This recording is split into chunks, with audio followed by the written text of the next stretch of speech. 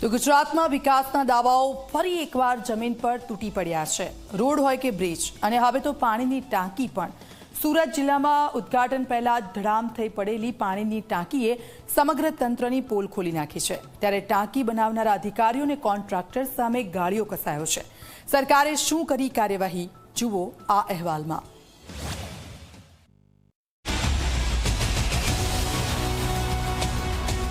કમલમ કરોડો રૂપિયાના ખર્ચે બને, પણ જાહેર જનતા માટેની શાળાનું બાંધકામ હોય, ટાંકીનું બાંધકામ હોય કે પછી પુલનું બાંધકામ હોય, એ કેટલા નિમ્ન કક્ષાના નબળા બને છે, એનો વધુ એક વખત આ ખુલાસો।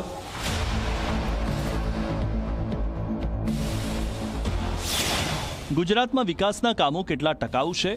આ સવાલ ફરી ઊભો થયો છે સુરત જિલ્લાના તડકેશ્વર ગામમાંથી, જ્યાં લાખોના ખર્ચે બનેલી નવી નક્કોર પાણીની ટાંકી ઉદ્ઘાટન પહેલા જ જમીનદોસ્ત થઈ ગઈ।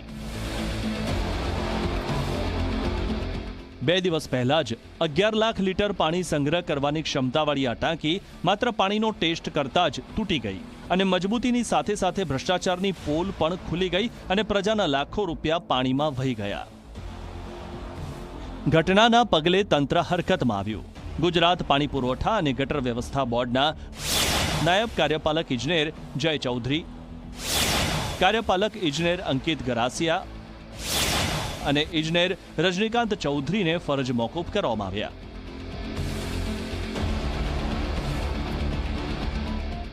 માત્ર એટલું જ નહીં, જયંતિ સુપર કન્સ્ટ્રક્શન કંપની સહિત કુલ 5 સામે પોલીસ ફરિયાદ નોંધાઈ છે,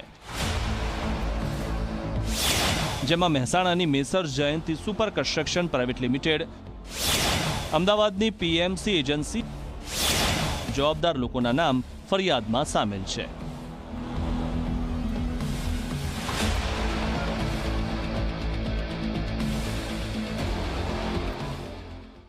21 કરોડની ટાંકી ટેસ્ટિંગ દરમિયાન તૂટી પડતા તપાસનો ધમધમાટ શરૂ થઈ ચૂક્યો હતો। વિપક્ષ દ્વારા પણ સીબીઆઈ તપાસની માંગ કરવામાં આવી હતી। ત્યારે હાલમાં હું જે આપને જે દ્રશ્યો બતાવી રહ્યો છું એ અડેદ તાલુકાના તડકેશ્વર આઉટપોસ્ટના છે, જ્યાં આપ દ્રશ્યોમાં જોઈ શકો છો કે જે કન્સ્ટ્રક્શનના માણસો છે તેમજ જે કાર્યપાલક ઇજનેરો છે તેમની સામે ફરિયાદ નોંધાઈ ચૂકી છે અને હાલ તેઓને જવાબ લેવા માટે અંદર બોલાવવામાં આવી રહ્યા છે। મહત્વનું છે કે હાલ જે રીતે ઘટના બની હતી ત્યારબાદ તપાસનો ધમધમાટ શરૂ થયો હતો અને જેને લઈને વિપક્ષ હોય કે દરેક લોકો હોય તેઓએ તપાસની માંગ કરી હતી। મોટા પ્રમાણમાં ભ્રષ્ટાચાર થયો હોવાની વિગતો સામે આવી હતી। ટેન્ડરની જે શરતો હોય, બોલીઓ હોય અને એના જે ટેકનિકલ સ્પેસિફિકેશન હોય એ મુજબ જે તે કંપનીએ કામ કરવાનું હોય છે, જે મુજબ કામ થયેલ નથી।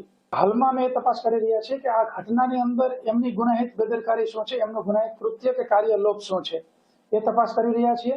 ત્યારબાદ જો અન્ય કોઈ બાબતો ધ્યાનમાં આવશે કે કેટલું એમને પેમેન્ટ કરવામાં આવેલું છે, એ પેમેન્ટમાંથી કેટલું એમને માલસામાન ખરીદ્યો, યોગ્ય ગુણવત્તાવાળો માલસામાન ખરીદ્યો છે કે કેમ, એ પ્રકારના અમે ટેકનિકલ અભિપ્રાય પણ લઈશું અને તમામ પ્રકારના સેમ્પલ થઈ અને એનો લેબ ટેસ્ટિંગ થઈ અને રિપોર્ટ આવશે। મામલો ગાંધીનગર સુધી પહોંચ્યો। કેબિનેટ બેઠકમાં પણ પાણીની ટાંકીનો મુદ્દો ગાજ્યો। સરકારે ખાતાકીય તપાસ અને જવાબદારો સામે કડક કાર્યવાહી કરવાનો નિર્ણય લીધો છે।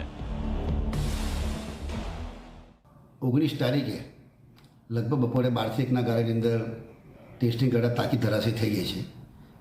એને લઈને આ ટાંકીની જે કિંમતની વાત કરીએ, આમ તો યોજના 20 કરોડની છે, પણ ટાંકી 94,84,000 એટલે કે 95 લાખ રૂપિયાની ટાંકી બનેલી હતી। એના માટે સંબંધિત જે કાર્યપાલક ઇજનેર હતા, નાયબ કાર્યપાલક ઇજનેર હતા, એમાં બંનેને સસ્પેન્ડ કર્યા। ત્રીજા એક અંકિત ગરાસિયા હતા, એ પણ કાર્યપાલક ઇજનેર હતા, એટલે 3 અધિકારી સસ્પેન્ડ કરવામાં આવ્યા છે અને આ લોકોની ઉપર પોલીસ કેસ પણ કરવામાં આવ્યો છે, એજન્સી ઉપર અને અધિકારી ઉપર પણ। એમાં એજન્સીના લોકોની ધરપકડ થઈ છે। સવાલ એ છે કે જ્યારે ઉદ્ઘાટન પહેલા જ ટાંકી તૂટી પડે તો જનતાનો વિશ્વાસ કઈ રીતે રહે? વિકાસના નામે ચાલતા કામો પર હવે કડક નજર રાખવાની જરૂર છે। સંદીપ વસાવા, ઝી મીડિયા, સુરત।